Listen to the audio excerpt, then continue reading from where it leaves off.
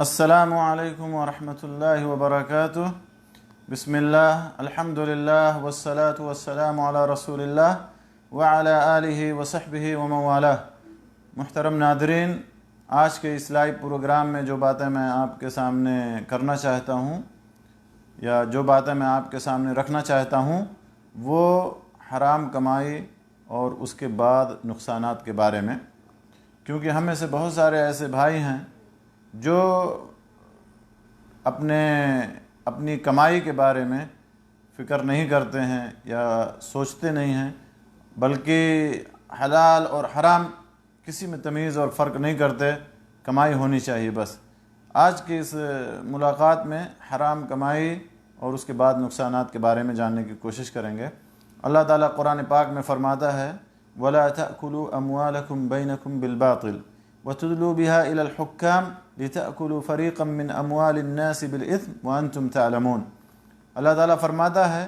کہ تم آپس میں ایک دوسرے کا مال باطل طریقے سے، ناحق طریقے سے نہ کھاؤ، اور نہ حاکموں کو رشوت پہنچا کر کسی کا کچھ مال ظلم و ستم سے اپنا کر کے کھاؤ، اور تو اس حال میں کہ تم اسے جانتے ہو۔ تو اللہ تبارک و تعالیٰ نے اس آیت کریمہ کے اندر باطل طریقے سے، ناحق طریقے سے، ظلم اور زیادتی سے مال کھانے کو، مال کمانے کو اللہ تعالیٰ نے منع فرمایا ہے۔ اسی طرح سے اللہ تعالیٰ نے دوسری جگہ فرمایا ان الذین یأکلون اموال الیتامی ظلما انما یأکلون فی بطونہم نارا وسیصلون سعیرا، کہ جو لوگ یتیموں کا مال ناحق اور ظلم اور زیادتی سے کھاتے ہیں وہ اپنے پیٹ میں آگ بھر رہے ہیں اور عنقریب وہ دوزخ میں یا جہنم میں جائیں گے۔ تو یتیموں کا مال کھانا بھی یہ حرام ہے اور حرام کمائی ہے یا حرام طریقہ ہے۔ لہذا اگر کوئی شخص یتیم کا مال کھاتا ہے تو گویا کہ وہ اپنے پیٹ میں آگ بھر رہا ہے اور وہ اس کا ٹھکانہ جہنم میں ہے اور عنقریب جہنم میں جائے گا۔ اسی طرح سے اللہ کے نبی صلی اللہ علیہ وسلم نے فرمایا، سنن ترمذی کے حوالے سے یہ حدیث ہے کہ ان لکل امت فتنہ وفتنۃ امتی المال، کہ ہر امت کا کوئی نہ کوئی فتنہ ہے اور میری امت کا فتنہ مال ہے۔ میری امت کا فتنہ مال ہے، یعنی میری امت کے لوگ مال کی وجہ سے فتنے میں مبتلا ہوں گے۔ لیکن بہت سارے ایسے لوگ ہیں اس زمانے میں، اس دور میں، جو حلال اور حرام کی پرواہ نہیں کرتے اور جہاں سے بھی وہ مال کمانے کے چکر میں رہتے ہیں، رات اور دن اسی تگ و دو میں رہتے ہیں کہ کہیں سے مال آئے اور کہیں سے کمائی ہو،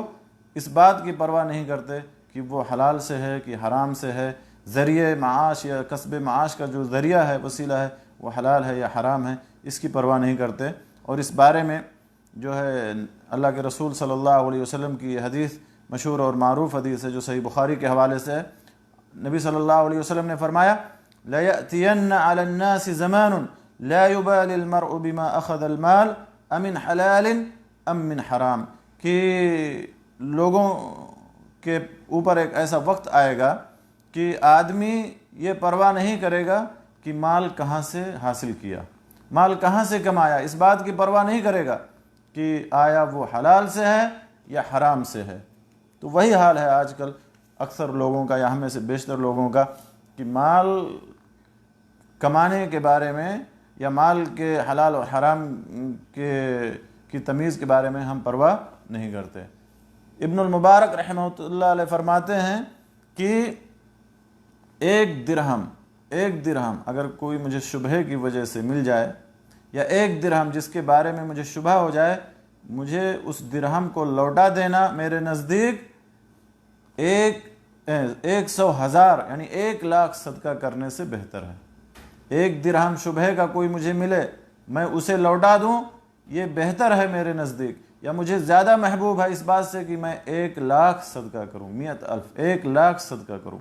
عمر رضی اللہ تعالیٰ عنہ کہا کرتے تھے کننا ندعو، کہ ہم جو ہے حلال میں سے، حلال کے 10 حصوں میں سے، یا حلال کمائی کے یا حلال مال کے 10 حصوں میں سے 9 حصہ اس ڈر سے چھوڑ دیتے تھے کہ کہیں حرام میں نہ واقع ہو جائیں۔ سوچنے کا مقام ہے کہ حلال مال کے 10 حصوں میں سے 9 حصہ اس لیے چھوڑ دیتے تھے کہ کہیں حرام میں نہ واقع ہو جائیں، اور نبی صلی اللہ علیہ وسلم نے اس بارے میں فرمایا، جیسا کہ نعمان ابن بشیر رضی اللہ تعالیٰ عنہ کی حدیث میں ہے، الحلال بین والحرام بین، کہ حلال واضح ہے اور حرام واضح ہے، اور ان دونوں کے بیچ میں کچھ شبہ کی چیزیں ہیں، یعنی جس کے بارے میں شبہ ہے کہ حلال ہے یا حرام، جس کو بہت سارے لوگ نہیں جانتے۔ اور جو شخص، آپ نے فرمایا کہ جو شخص شبہات سے بچ گیا یا شبہ کی چیزوں سے بچ گیا یا شبہ کے مال سے بچ گیا، شبہ کے جو ہے کمائی سے بچ گیا، تو اس نے اپنے دین اور اپنی عزت کو محفوظ کر لیا۔ حرام کمائی کی صورتوں میں سے یا حرام مال کے کھانے کی صورتوں میں سے ربا ہے، سود ہے، سب سے خطرناک جو خطرناک گناہ ہے اور سب سے بڑا جو گناہ ہے اور سب سے کبیرہ جو گناہ ہے، جسے اللہ اور اللہ کے رسول صلی اللہ علیہ وسلم نے حرام قرار دیا ہے، کہ سود لکھنے والے اور سود لینے والے، سود دینے والے سب کے بارے میں سب پر لعنت بھیجی گئی ہے۔ تو سود کھانا ہے، اور سود کھانے کے بارے میں اللہ تعالیٰ نے قرآن میں کیا فرمایا، یا ایھا الذین آمنوا اتقوا اللہ وذروا ما بقی من الربا ان کنتم مؤمنین، کہ اے ایمان والو اللہ سے ڈرو اور سود کو چھوڑ دو، یا سود میں سے جو کچھ رہ جائے اس کو چھوڑ دو اگر تم مومن ہو۔ اور اسی طرح سے اللہ تعالیٰ نے دوسری جگہ فرمایا وَيَمْحَقُ اللَّهُ الرِّبَا وَيُرْبِي الصَّدَقَاتِ، کہ اللہ تعالیٰ سود کو مٹا دیتا ہے۔ اور اسی طرح سے اللہ تعالیٰ نے ایسے لوگوں کے بارے میں فرمایا کہ جو لوگ سود کھاتے ہیں تو ان کو تیار ہو جانا چاہیے اللہ تعالیٰ سے جنگ کرنے کے لیے۔ تو سود حرام کمائی کی صورتوں میں سے یا حرام کمائی کی شکلوں میں سے ایک سب سے اہم یہی سود کھانا ہے، جو کہ حرام ہے اور کبیرہ گناہوں، بڑے بڑے گناہوں میں سے، ہلاک کرنے والے گناہوں میں سے ہے، جیسا کہ اللہ کے نبی صلی اللہ علیہ وسلم نے اس حدیث میں فرمایا اجتنبوا السبع الموبقات، 7 ہلاک کرنے والے گناہوں سے بچو، اس میں سے اکل الربا، سود کھانا بھی۔ اسی طرح سے حرام کمائی یا حرام مال کھانے کی صورتوں میں سے، شکلوں میں سے ایک صورت ہے کہ مزدوروں کی تنخواہ ٹائم پر نہیں دینا، ان کا حق دبا لینا، ان کے حق کی حقوق کی ادائیگی نہ کرنا، یہ بھی حرام کمائی کی یا حرام مال کھانے کی صورتوں میں سے ایک صورت ہے۔ اسی طرح سے وَأَكْلُ مَالِ الْيَتِيمِ، یتیم کا مال کھانا ہے، اور اسی طرح سے دوسروں کے جائیداد کو ہتھیا لینا ہے، دوسروں کے جو ہے مال کو پر قبضہ کر لینا ناجائز طریقے سے، ناحق طریقے سے۔ اسی طرح سے حرام کمائی اور حرام مال کھانے کی صورتوں میں سے یا حرام کمائی کی شکلوں میں سے، جس کو ہم لوگ دیکھتے رہتے مارکیٹ کے اندر، بازار کے اندر، کہ لوگ اپنا سامان بیچنے کے لیے جو ہے جھوٹی قسمیں کھاتے ہیں، جھوٹی قسمیں کھا کر کے اپنا سامان بیچتے ہیں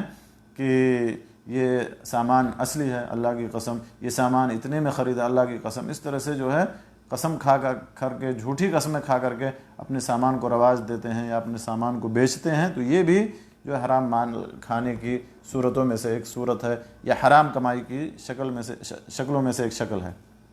اسی طرح سے معاملات کے اندر دھوکہ دہی کرنا، جو ہے امانت کے اندر خیانت کرنا، یہ سب جو ہے حرام کمائی اور حرام مال کھانے کی شکلوں میں سے ایک شکل ہے۔ حرام کمائی کا انجام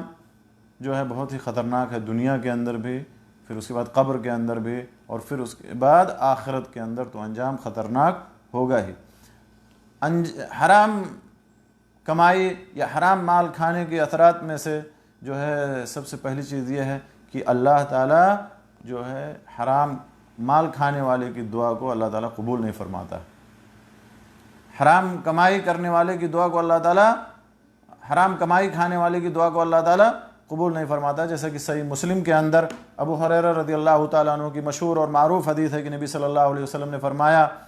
یا ایھا الناس ان اللہ طیب لا يقبل الا طیبا وان اللہ امر المؤمنین بما امر به المرسلین، کہ اللہ تعالیٰ پاک ہے اور پاک چیز کو ہی صرف قبول فرماتا ہے، اور اللہ تعالیٰ نے مومنوں کو اسی بات کا حکم دیا جس بات کا حکم اللہ تعالیٰ نے نبیوں کو دیا۔ اور پھر آیات وہ پڑھیں، پھر اللہ کے نبی صلی اللہ علیہ وسلم نے ایک شخص کا ذکر کیا جو لمبے سفر پہ جاتا ہے، پراگندہ حال ہوتا ہے اور غبار آلود ہوتا ہے، غبار میں اٹا ہوتا ہے، اور پھر اپنے ہاتھوں کو آسمان کی جانب اٹھاتا ہے۔ مسافر ہے، لمبے سفر پہ ہے، اس کی دعا قبول ہونی چاہیے۔ اور اسی طرح سے پریشان حال ہے، پراگندہ حال ہے، غبار آلود ہے، اس کی دعا قبول ہونی چاہیے۔ اپنے ہاتھوں کو آسمان کی جانب اٹھاتا ہے، اس کی دعا قبول ہونی چاہیے۔ اور پھر اللہ کو پکارتا ہے یا اللہ سے دعا کرتا ہے یا رب یا رب، اس کی دعا قبول ہونی چاہیے۔ لیکن اس کی دعا قبول نہیں ہوتی ہے، کیوں؟ وَمَطْعَمُهُ حرام، کیونکہ اس کا کھانا حرام ہے، ومشربہ حرام، اس کا پینا حرام ہے، وملبسہ حرام، اور اس کا لباس اور اس کا کپڑا حرام ہے، اس کا پہناوا حرام ہے، وغذی بالحرام، اس کی غذا اور پرورش اور بود اور باش حرام سے ہو رہی ہے، فأنى يستجاب لذلك، نبی صلی اللہ علیہ وسلم نے فرمایا کہ ایسے شخص کی دعا کیسے قبول ہو سکتی ہے۔ تو میرے دوستو، جو آدمی حرام مال کھاتا ہے اور حرام کمائی کھاتا ہے تو اس کی دعا اللہ تعالیٰ قبول نہیں فرماتا ہے۔ اسی طرح سے دوسرا نقصان یہ ہے کہ اللہ تعالیٰ ایسے شخص سے برکت کو چھین لیتا ہے۔ حرام کمائی کھانے والے، حرام مال کھانے والے کی برکت کو اللہ تعالیٰ، یا اس کے مال میں اور اس کے اولاد میں اللہ تعالیٰ اس سے برکت کو مٹا دیتا ہے، برکت کو چھین لیتا ہے، جیسا کہ اللہ تعالیٰ نے اس آیت مبارکہ کے اندر فرمایا یمحق اللہ الربا ویربی الصدقات، کہ اللہ تعالیٰ سود کو مٹا دیتا ہے اور صدقات میں برکت عطا فرماتا ہے۔ یا تو بالکلیہ مٹا دیتا ہے، اس کو بالکل ختم کر دیتا ہے، یعنی اس کے جو ہے اس مال کے مالک سے اللہ تعالیٰ اس کو چھین لیتا ہے، اور یا تو اس مال کی برکت کو اللہ تعالیٰ ختم کر دیتا ہے، اس سے کوئی فائدہ نہیں پہنچاتا، بلکہ الٹا وہ مال اس کے لیے وبال جال بن جاتا ہے، دنیا کے اندر اور آخرت میں بھی۔ اسی طرح سے اللہ کے نبی صلی اللہ علیہ وسلم نے فرمایا دو خرید و فروخت کرنے والے کے بارے میں کہ اگر وہ دونوں سچ بول لیں گے اور ہر چیز جو ہے واضح طور پر بیان کریں گے تو ان کے اندر اللہ تعالیٰ برکت عطا فرمائے گا، یا ان کی خرید و فروخت میں، ان کی تجارت میں۔ لیکن اگر وہ لوگ چھپائیں گے، جھوٹ بولیں گے دونوں خرید اور فروخت کرنے والے، تو اللہ تعالیٰ ان کے تجارت کی برکت کو اللہ تعالیٰ ان کے ختم کر دے گا، مٹا دے گا۔ تو یہ دوسرا نقصان ہے۔ تیسرا نقصان جو سب سے خطرناک ہے وہ یہ ہے کہ آخرت میں اللہ تعالیٰ جہنم کے عذاب سے اللہ تعالیٰ ایسے لوگوں کو دوچار کرے گا، اور جہنم کے عذاب کا ان کو سامنا کرنا پڑے گا، جیسا کہ مسند احمد کے اندر کعب ابن عجرہ رضی اللہ تعالیٰ عنہ کی حدیث میں ہے، اللہ کے نبی صلی اللہ علیہ وسلم نے فرمایا یا کعب لا يدخل الجنت من نبت لحمه من سحت النار اولا به، کہ اے کعب جنت میں وہ شخص داخل نہیں ہوگا جس کا گوشت حرام مال سے بڑھا، جس کا گوشت حرام مال سے بڑھا، اس آگ کا وہ زیادہ حقدار ہے، یعنی جہنم کا وہ زیادہ حقدار ہے۔ اسی طرح سے آخر میں جو بات میں آپ کو بتانا چاہتا ہوں کہ کچھ لوگ ایسے ہیں جو حرام کمائی کے ذریعے سے یا حرام مال کے ذریعے سے جو ہے خیر کا کام کرتے ہیں، جیسے مساجد میں خرچ کرتے ہیں، مدارس میں دیتے ہیں، یا اسی طرح سے اور دوسرے خیر کے کاموں میں خرچ کرتے ہیں۔ تو ایسے لوگوں کو اللہ سے ڈرنا چاہیے کہ ایسے لوگوں کو دو بار جو ہے دو طرح کی سزائیں ملیں گی۔ ایک تو یہ ہے کہ اللہ تعالیٰ ان کے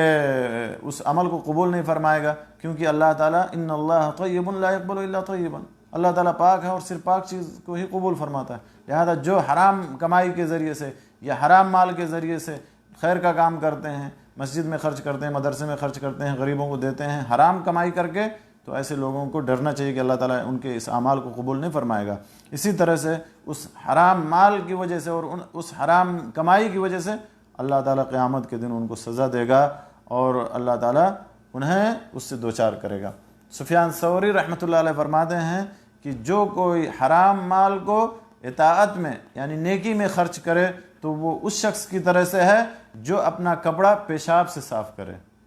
جو شخص حرام چیز کو، حرام مال کو، حرام پیسے کو اطاعت میں نیکی میں خرچہ کرے، وہ اس شخص کی طرح سے ہے جو شخص اپنے کپڑے کو پیشاب کے ذریعے سے صاف کرے، اور پیشاب کے ذریعے سے کپڑا صاف نہیں ہوتا بلکہ کپڑا پانی کے ذریعے سے صاف ہوتا ہے، اور گناہ بھی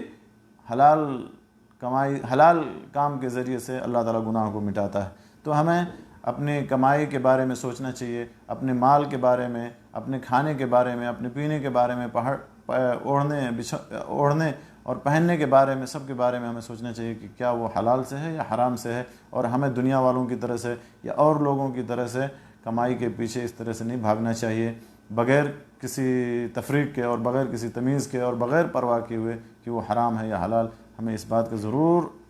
ضرور فکر کرنی چاہیے کہ ہماری کمائی حلال ہے یا حرام، اور اس بات کا محاسبہ کرنا چاہیے اور اللہ سے ڈرنا چاہیے، اور صرف حلال کمائی کرنی چاہیے تاکہ اللہ تعالیٰ ہماری دعاؤں کو قبول فرمائے، ہمارے مال میں اولاد میں برکت عطا فرمائے، اور اللہ تعالیٰ جہنم کے عذاب سے ہمیں محفوظ رکھے۔ اللہ تعالیٰ سے دعا ہے کہ اللہ تعالیٰ جب تک ہمیں اس دنیا میں زندہ رکھے ایمان اسلام توحید پر، جب ہمارا خاتمہ ہو جان نکلے ایمان پر، اسلام پر، توحید پر، کلمہ لا الہ الا اللہ محمد رسول اللہ پر ہماری جان نکلے۔ وآخر دعوانا ان الحمد للہ رب العالمین، وصلی اللہ علی نبینا محمد وعلی آلہ وصحبہ اجمعین۔